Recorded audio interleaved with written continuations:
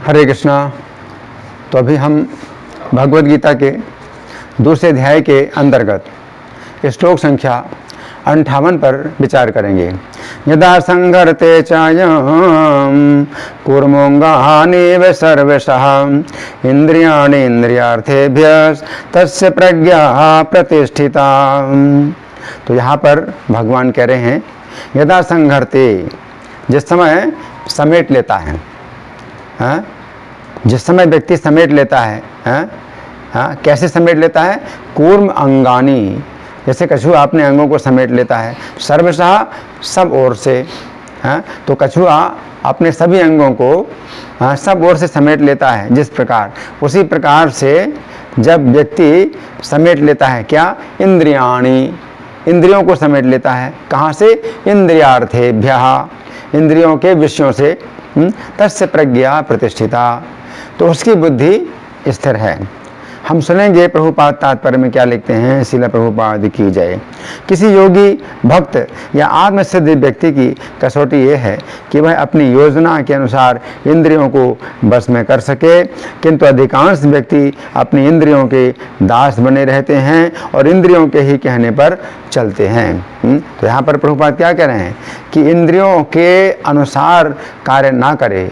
जो व्यक्ति इंद्रियों के अनुसार कार्य ना करे, बल्कि अब पहले से जो उसने अपनी योजना बनाई हुई है, जो कृष्ण भावना भावित व्यक्ति है, तो उसने कृष्ण की सेवा में अपने कार्य जो निश्चित किए हुए हैं, तो उनके अनुसार वो कार्य करता है, इंद्रियों के अनुसार कार्य नहीं करता है, तो उसकी बुद्धि इस तरह है। आगे प्रभुपाद लिखते हैं, यह उत्तर इस प्रश्न का कि योगी किस प्रकार स्थित होता है।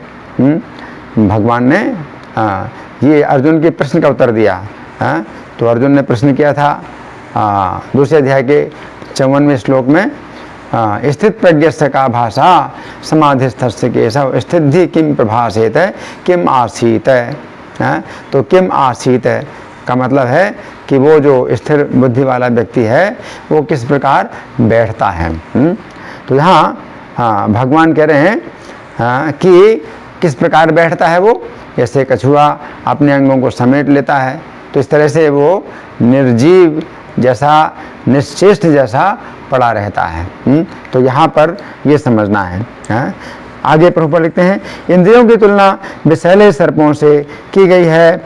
वे अत्यंत स्वतंत्रता पूर्वक तथा बिना किसी नियंत्रण के कर्म करना चाहती हैं।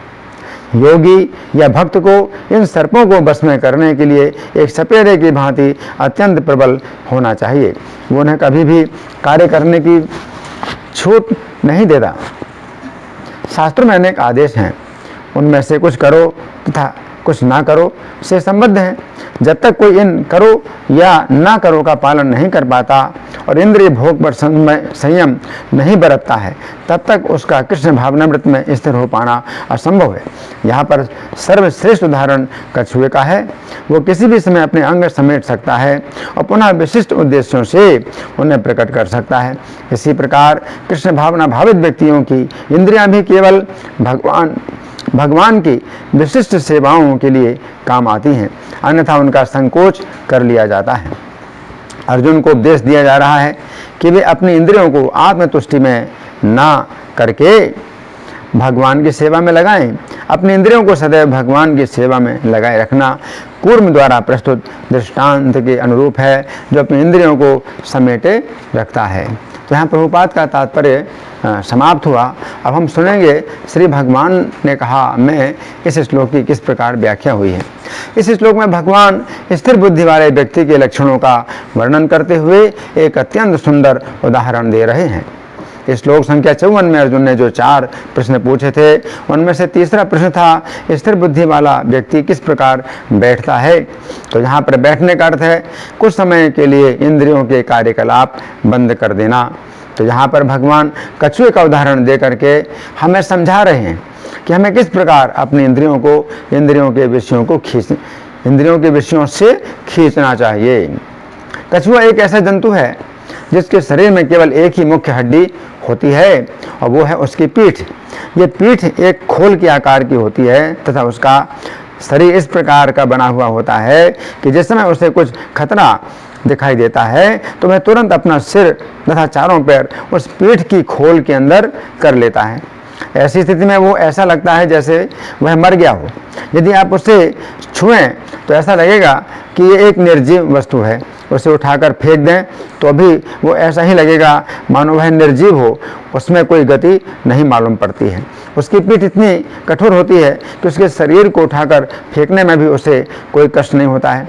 उसकी पीठ की कठोरता का अनुमान इस बात से लग जाता है कि योद्धागण जब ढाल तलवार से युद्ध करते हैं तो तलवार की चोट से अपने शरीर की रक्षा करने के लिए वे जिस ढाल का प्रयोग करते हैं वह कछुए की पीठ की बनी हुई होती है। इस प्रकार कछुआ अपनी पीठ का प्रयोग अपनी सुरक्षा के लिए करता है। कछुए का शरीर इस प्रकार का बना हुआ होता है कि उसकी पीठ के चारों ओर उसके 4 पैर तथा एक सिर अर्थात कुल मिलाकर 5 अंग होते हैं। ये पांचों अंग कछुए के द्वारा इतने अधिक नियंत्रित होते हैं कि जैसे उसे किसी प्रकार के संकट का आभास होता है वो तुरंत अपने 5 अंगों को अपनी पीठ के अंदर इस प्रकार समेट लेता है कि मानो उसके पास ये 5 अंग हैं ही नहीं। अब प्रश्न उठता है कि भगवान ने यहाँ पर कछुए का ही उदाहरण क्यों दिया? भगवान अन्य कीड़ों का भी उदाहरण दे सकते थे, क्योंकि ऐसे अनेक कीड़े हैं जो चलते चलते किसी संकट का आभास होने पर अचानक रुक जाते हैं तथा अपने पैरों को समेट लेते हैं। हमें समझना चाहिए कि कछुए में अन्य कीड़ों की अपेक्षा कुछ ऐसी विशेषता है जिसके कारण भगवान ने कछुए का ही उदाहरण दिया। अन्य कीड़े अपने सिर को समेट नहीं सकते, वे केवल अपने पैरों को ही समेटते हैं तथा उनके पैरों की संख्या या तो 4 होती है या 4 से अधिक कोई सम संख्या होती है। इस प्रकार उन कीड़ों द्वारा समेटे हुए अंगों की संख्या 5 कभी भी नहीं होती है।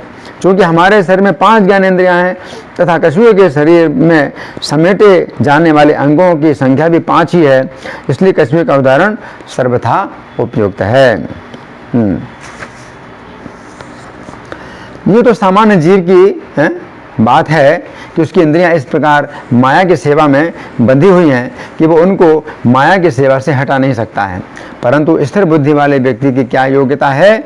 उसकी योग्यता ये है कि जैसे उसकी इंद्रियों के समक्ष माया के विषय आते हैं वो तुरंत ही खतरा समझकर अपनी इंद्रियों को उन विषयों से समेट लेता है। इसका अर्थ ये भी है कि उसकी इंद्रियां पहले से ही कृष्ण की सेवा में लगी हुई हैं। कृष्ण की सेवा में सदा इंद्रियों को लगाने से ही ऐसी योग्यता आती है कि वो व्यक्ति माया की सेवा से अपनी इंद्रियों को समेट लेता है। अब पहली इंद्रिय श्रवण इंद्रिय है। 5 ज्ञानेंद्रियों में से एक श्रवण इंद्रिय है जो कानों के माध्यम से शब्द का ज्ञान कराती है। तो कृष्ण भावना भावित व्यक्ति की ये श्रवण इंद्रिय सदा कृष्ण का गुणगान सुनने में लगी रहती है। जिस समय उसे कृष्ण कथा श्रवण करने का अवसर प्राप्त होता है उस समय वो भक्त अपनी श्रवण इंद्रिय को बाहर फैलाकर कृष्ण कथा का श्रवण उसी प्रकार करता है जिस प्रकार कछुआ सुरक्षित स्थान में अपने अंगों को फैला लेता है। परंतु जिस समय भक्त को कृष्ण कथा के अतिरिक्त अन्य सांसारिक चर्चाओं को सुनने का अवसर प्राप्त होता है उस समय वो अपनी श्रवण इंद्रिय को उसी प्रकार समेट लेता है जिस प्रकार कछुआ संकट काल में अपने अंगों को समेट लेता है। इसके उदाहरण श्रील भक्ति सिद्धांत सरस्वती महाराज हैं। जिस समय संसारी लोग उनसे व्यर्थ की चर्चा करते थे तो वे बिल्कुल बहरे और गूंगे बन जाते थे। तो ये है स्थिर बुद्धि पुरुष का लक्षण। तो अपनी श्रवण इंद्रिय, तो एक उदाहरण अभी हमने श्रवण इंद्रिय का लिया है। तो श्रवण इंद्रिय तो जैसे भक्ति सिद्धांत सरस्वती ठाकुर तो हमेशा कृष्ण कथा में अपना मन लगाते हैं, अध्ययन करते हैं, पुस्तकों का अध्ययन करते हैं, तो ये भी श्रवण करना है। लेकिन जब बाहर के लोग अगर बेकार की बातें करते हैं या कुछ व्यर्थ की जो है व्यंग करते हैं, हंसी मजाक करते हैं, तो भक्ति सिद्धांत सरस्वती ठाकुर कैसे हो जाते थे? बहरे हो जाते थे। यानी इसका मतलब क्या है? सुनते जरूर थे लेकिन वो सुन करके अनसुनी कर देते थे। तो इसको कहते हैं श्रवण इंद्रिय को समेट लेना, जैसे सुना ही नहीं। और फिर बोलते नहीं थे, कुछ उत्तर नहीं देते थे, गूंगे। तो इस प्रकार से श्रवण इंद्रिय को समेटने का ये तरीका है कि सुन करके भी नहीं सुनना। अब दूसरी इंद्रिय है नेत्र इंद्रिय। तो नेत्र इंद्रिय जो है नेत्र गोलकों के माध्यम से रूप का ज्ञान कराती है। कृष्ण भावना भावित व्यक्ति की ये नेत्र इंद्रिय सदा कृष्ण के रूपों तथा कृष्ण भक्तों के दर्शन में लगी रहती है। जिस समय उसे कृष्ण के रूपों का दर्शन करने का अवसर प्राप्त होता है, उस समय वो भक्त अपने नेत्र इंद्रिय को बाहर फैलाकर कृष्ण तथा उनके भक्तों का दर्शन करता है। जिस प्रकार कछुआ सुरक्षित स्थान में अपने अंगों को फैला लेता है, परंतु जिस समय भक्त को माया के रूपों के दर्शन का अवसर प्राप्त होता है, उस समय वह अपने नेत्र इंद्रिय को उसी प्रकार समेट लेता है जिस प्रकार कछुआ संकट काल में अपने अंगों को समेट लेता है। अब यहाँ उदाहरण हमने दिया सीता जी का। जिस समय रावण सीता जी को बलपूर्वक लंका का वैभव दिखाकर अपने वश में करना चाहता था, उस समय सीता जी ने अपनी नेत्र इंद्रिय को समेट लिया। तो रावण ने जो है जब सीता जी का बलपूर्वक अपहरण कर लिया, लंका में लाया, तो सीता जी बहुत विलाप कर रही थी। तो वो सोच रहा था कि अभी तो सीता विलाप कर रही है, लेकिन जब लंका पहुंचेगी और लंका का सौंदर्य, लंका की शोभा जब देखेगी, तो फिर विचार जो है उसका बदल जाएगा। फिर वो श्री राम के चिंतन को छोड़ देगी, क्योंकि लंका का वैभव, लंका का सुख इतना बढ़िया होगा कि सीता जी जो है अब फिर रावण के साथ ही रहना पसंद करेंगी। तो इस प्रकार से रावण सीता जी को बलपूर्वक लंका की सुंदरता दिखाना चाहता है, अपने महल की सुंदरता दिखाना चाहता है, लेकिन सीता जी ने क्या किया, अपने नेत्र इंद्रिय को समेट लिया। तो वो नहीं देखना चाहती, लंका की सुंदरता नहीं देखना चाहती हैं। उनको जो है केवल श्री राम के चरणों में ही उनका जो है मन लगा हुआ है। तो इस प्रकार से वो श्री राम के रूप का ही चिंतन कर रहे हैं। तो ये है स्थिर बुद्धि वाले व्यक्ति का लक्षण कि अपने नेत्र इंद्रिय को वो समेट लेता है जहाँ माया का रूप दिखाई पड़ता है। अब तीसरी स्पर्श इंद्रिय। स्पर्श इंद्रिय त्वचा के माध्यम से स्पर्श का ज्ञान कराती है। तो कृष्ण भावना भावित व्यक्ति की ये इंद्रिय कृष्ण भक्तों के शरीर का स्पर्श करने में तथा श्री कृष्ण के चरणों की धूल का स्पर्श करने में लगी रहती है। जिस समय उसे भक्तों का लिंगन तथा उनके चरण रज का स्पर्श करने का अवसर प्राप्त होता है, उस समय वो भक्त अपने स्पर्श इंद्रिय को बाहर फैलाकर स्पर्श का अनुभव करता है। जिस प्रकार कछुआ सुरक्षित स्थान में अपने अंगों को फैला लेता है, परंतु जिस समय भक्त को इंद्रिय तृप्ति के स्पर्श का अवसर प्राप्त होता है, उस समय वो अपनी स्पर्श इंद्रिय को उसी प्रकार समेट लेता है जिस प्रकार कछुआ संकट काल में अपने अंगों को समेट लेता है। अब यहाँ शिव जी का एक उदाहरण। शिव जी बहुत बड़े वैष्णव हैं, भगवान के बहुत बड़े भक्त हैं शिव जी। तो देवताओं की प्रार्थना से पार्वती शिव जी के द्वारा पुत्र प्राप्त करने के लिए उनके जननांग का स्पर्श कर रही थी। उस समय शिव जी ने अपनी स्पर्श इंद्रिय को समेट लिया। तो ये जो है मतलब बहुत बड़ी शक्ति है कि जब पार्वती जी शिव जी के जननांग का स्पर्श कर रही हैं तो उनमें उत्तेजना नहीं पैदा हुई। शिव जी ने अपनी स्पर्श इंद्रिय को समेट लिया, स्पर्श का अनुभव ही नहीं किया। तो ये जो है स्थिर बुद्धि वाले व्यक्ति का लक्षण है। अब चौथी है रसना इंद्रिय। चौथी रसना इंद्रिय जिह्वा के माध्यम से रस का ज्ञान कराती है। कृष्ण भावना भावित व्यक्ति की ये रसना इंद्रिय श्री कृष्ण को अर्पित प्रसाद का रसास्वादन करने में लगी रहती है। जिस समय उसे श्री कृष्ण तथा उनके भक्तों को अर्पित प्रसाद ग्रहण करने का अवसर प्राप्त होता है, उस समय वो भक्त अपनी रसना इंद्रिय को बाहर फैलाकर कृष्ण प्रसाद का आस्वादन करता है।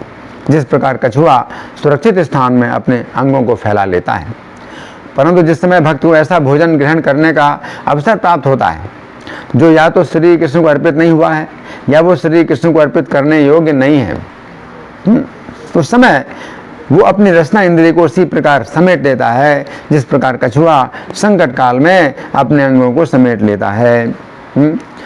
अब इस यहाँ प्रभुपाद का उदाहरण दिया जा रहा है। जिस समय श्रील प्रभुपाद छोटे से बालक थे, उस समय उन्हें टाइफाइड की बीमारी हो गई। उनके जीवन की रक्षा के लिए उन्हें मुर्गी के बच्चे का सूप, चिकन सूप दिया गया। उस समय बालक ने अपनी रसना इंद्रिय को समेट लिया तथा उसे देखकर उल्टी कर दी। तो प्रभुपाद छोटे बच्चे हैं, लेकिन तो भी उनकी बुद्धि इस तरह है, कृष्ण भावना भावित उनकी बुद्धि है। तो क्या हुआ, अशुद्ध है। मुर्गी के बच्चे का जो है वो सूप जो बनाया गया है, तो उनको पिलाया जा रहा था।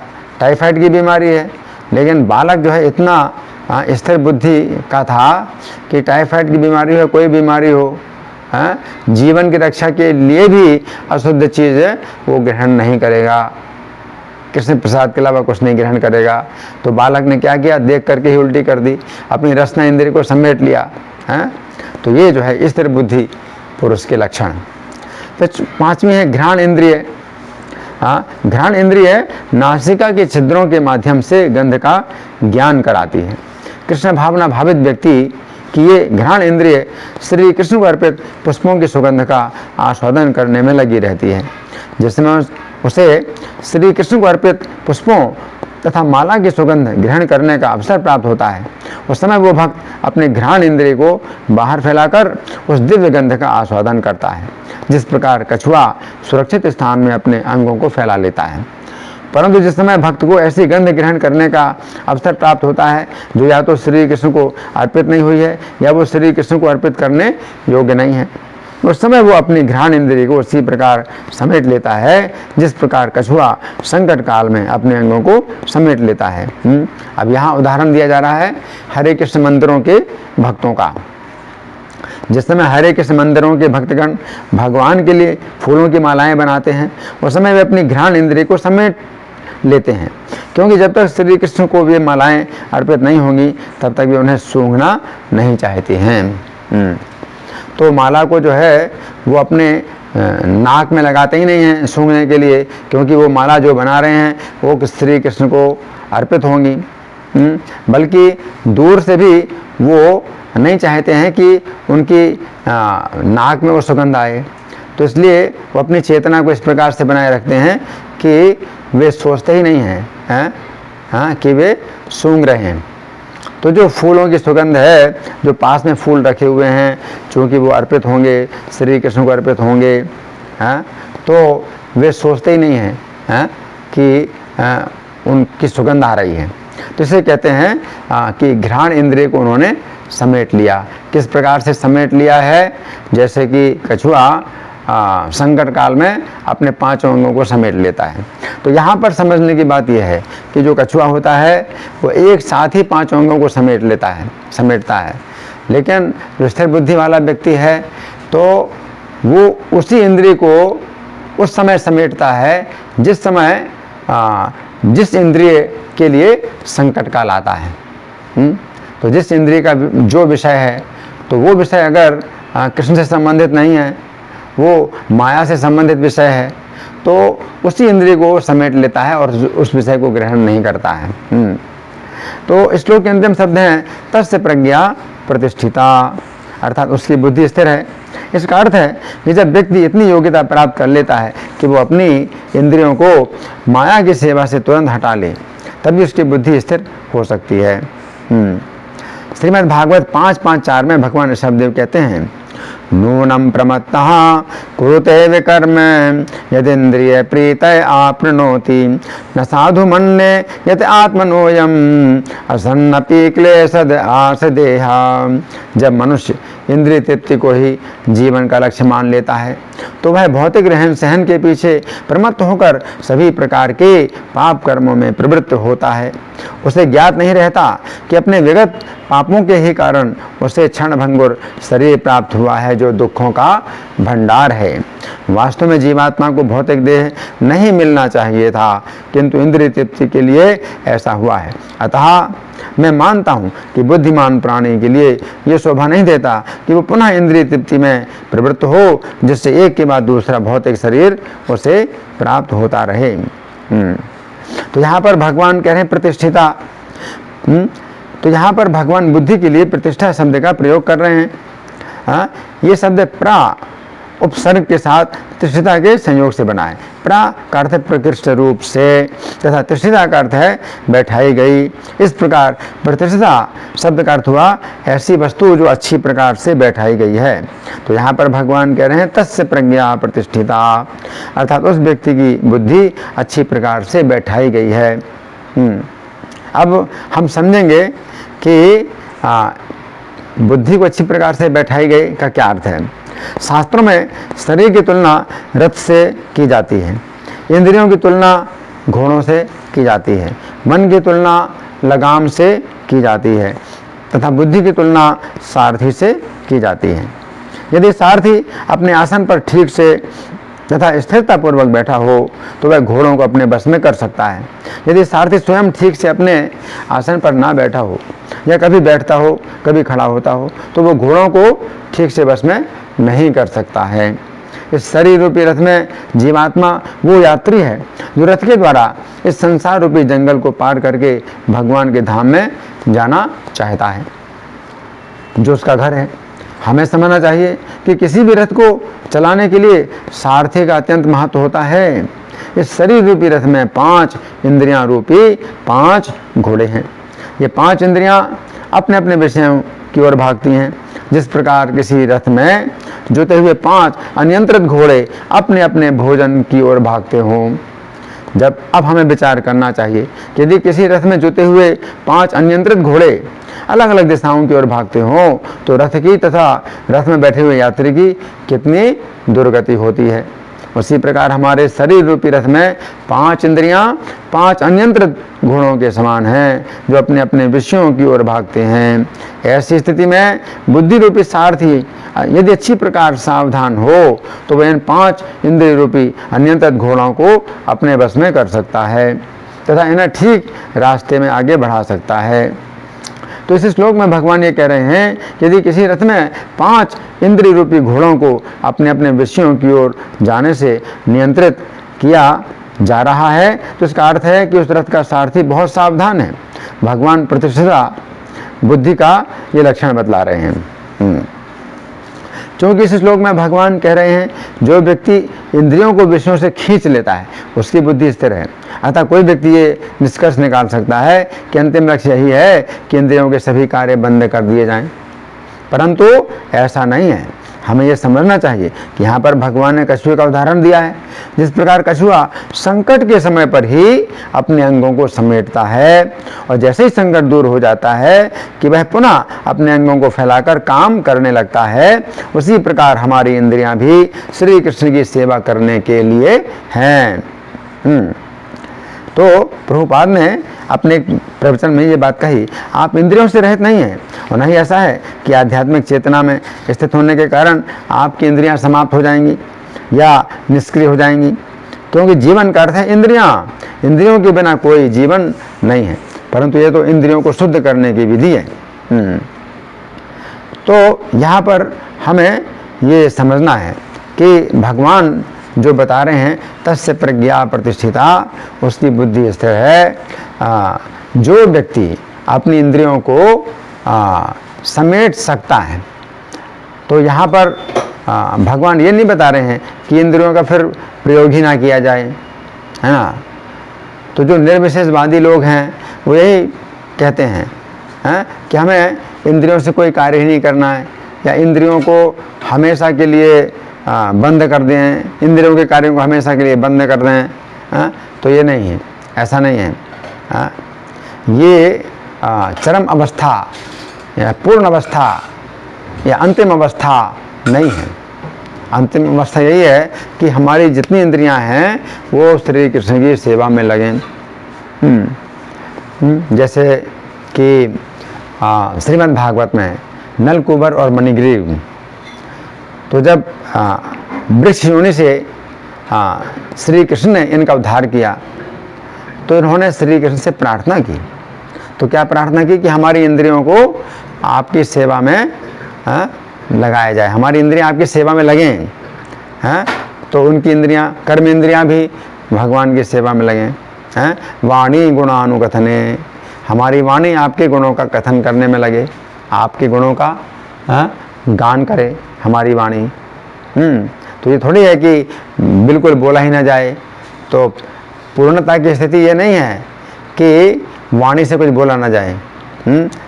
तो वो कहते हैं हमारी वाणी आपके सदा गुणगान में लगी रहे। वाणी गुणानुकथने श्रवणों कथायाम, और हमारे कान आपकी कथाओं को सुनने में लगे रहें। तो कानों से जो है ये नहीं है कि कुछ सुना ही ना जाए, ये पूर्णता की स्थिति नहीं है। पूर्णता की स्थिति ये है कि हमारे कान सदा श्री कृष्ण की कथाओं को सुनते रहें। श्रवणों कथायाम हस्तौ च कर्मसु, और जो हमारे हाथ हैं वो श्री कृष्ण की सेवा में लगे रहें। तो ये पूर्णता की स्थिति नहीं है कि हाथों से कुछ काम ही ना किया जाए या हाथ ही ना हो। ये पूर्णता की स्थिति नहीं है। पूर्णता की स्थिति यह है कि हमारे हाथ होने चाहिए, और ज़रूर हमें हाथ हमें हमारे पास हाथ हो, और ये हमारे हाथ क्या करें, श्री कृष्ण की सेवा करें। हस्तौ च कर्मसु मनस्तव पादयोर्नः, और जो हमारा मन है ना, तो पूर्णता की स्थिति ये नहीं है कि मन ही ना हो। मनस्तव पादयोर्नः स्मृत्याम, तो हमारा जो मन है आपके चरण कमलों का चिंतन करे, स्मरण करे, आपके चरणों का स्मरण करे। तो मन का भी कार्य है, तो मन भी हमारे पास होना चाहिए। लेकिन जो मन है आपके चरण कमलों का चिंतन करे। स्मृत्याम सिरस्तव निवास जगत प्रणामे, और हमारा सिर भी होना चाहिए। ऐसा नहीं है कि पूर्णता की स्थिति में हमारा सिर ही नहीं होगा, सिर होना चाहिए, लेकिन हमारा सिर क्या करे, हमेशा झुके आपको जगत में जो है निवास जान करके कि आप जगत में निवास करते हैं। तो सिरस्तव निवास जगत प्रणामे। तो इस प्रकार से दृष्टि सताम दर्शनेस्तु भवत्तनु नाम, और हमारी जो आँखें हैं ये भी होनी चाहिए।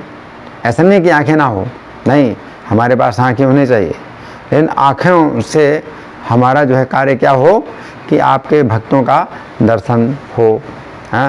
तो इस प्रकार से जो भक्त होते हैं वो अपनी इंद्रियों को श्री कृष्ण की सेवा में लगाते हैं, ये पूर्णता है। इस तरह की पूर्णता नहीं है कि इंद्रियों से कोई कार्य ही ना किया जाए और निष्क्रिय हो जाएं, है ना। तो जो लोग ऐसा सोचते हैं कि सभी इंद्रियां बंद हो जाएं, हमेशा के लिए बंद हो जाएं, तो भगवान इस श्लोक में जब बता रहे हैं, कछुए का उदाहरण दे रहे हैं, तो कछुआ अपने पांचों अंगों को समेट लेता है, तो उसका कुछ कारण होता है। ये नहीं है कि पांचों अंग उसके हमेशा सिमटे रहें और वो कोई कार्य ना करे, नहीं, ऐसा नहीं है। विशेष संकट के समय अपनी सुरक्षा के लिए वो करता है। उसी प्रकार से इस माया जगत में जब हमें माया के विषय प्राप्त होते हैं, तो उन विषयों से अपनी रक्षा करने के लिए उन इंद्रियों को समेटा जाता है ना।